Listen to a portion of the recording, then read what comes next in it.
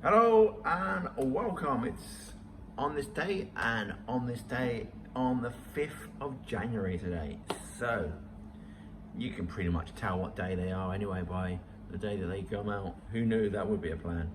So what we do here is we take some births, some deaths, a historical fact and a fun fact.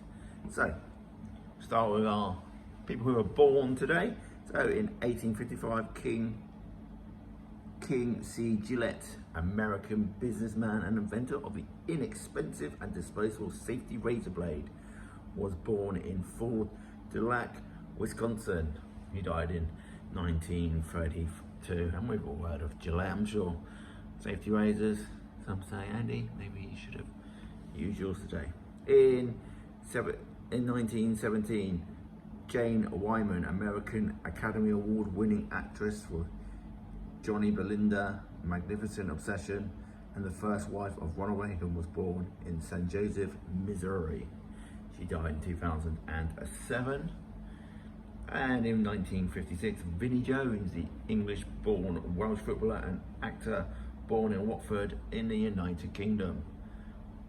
So those were a few people who were born. Let's see who possibly died. In 1066, Edward the Confessor, the last King of England from the House of Wessex, from 1042 to 1066, dies at, well, that makes no sense, but he died. Anyway, he died. In 1922, Ernest Shackleton, British-Irish polar explorer, Endurance Antarctica, dies of a heart attack at 47. So it's crazy really, isn't it? You think he's been to Antarctica and obviously other places as well, and he dies of a bloody heart attack.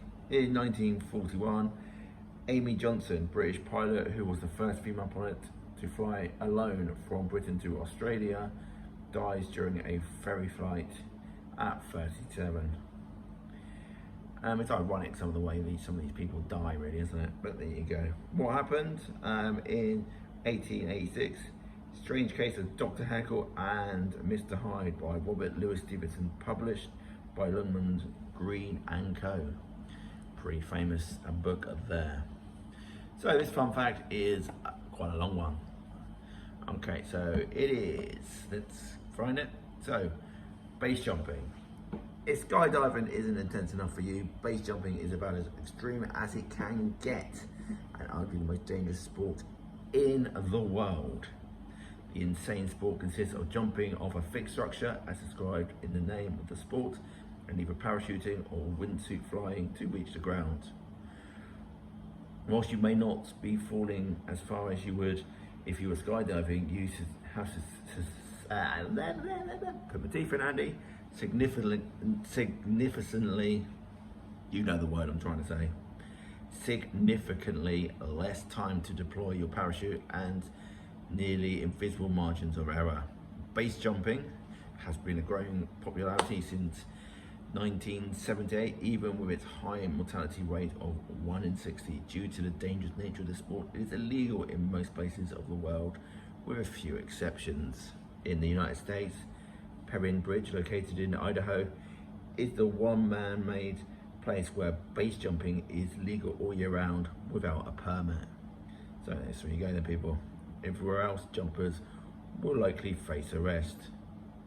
Due to the legality, many pro base jumpers keep their jumps secretive so as not to be caught by officials. However, the base jumping world record, highest base jump, is 25,262 feet, 7,700 meters, in the Himalayas by Valerie Wozos in 2016. I suppose it's a quicker way of getting down the mountain, isn't it?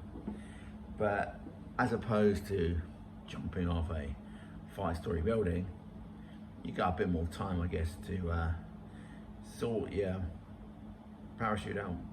But it does tend to get a little bit windy, with at times hurricane standard winds in the Himalayas. So yeah, I'd say that's a pretty high one. Maybe next time he'll try and count try and climb Everest, climb over a few frozen bodies to do that one. Anyway, this has been your man in the shed, Andy P. Clearly not in the shed. Try and figure out where I am. If you want, if you know, then you know, and if you don't, doesn't matter, does it? Who cares? Not so sure about the black background, to be fair, because you can see the shadows more, at least on white, like in the shed. They don't show up quite so much. Anyway, see you, bells.